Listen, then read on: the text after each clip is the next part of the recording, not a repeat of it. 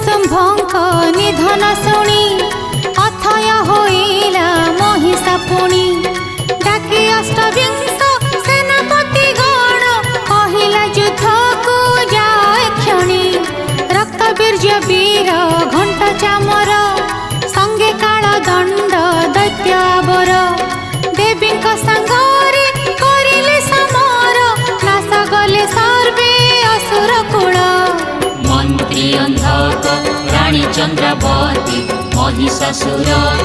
कले मिनती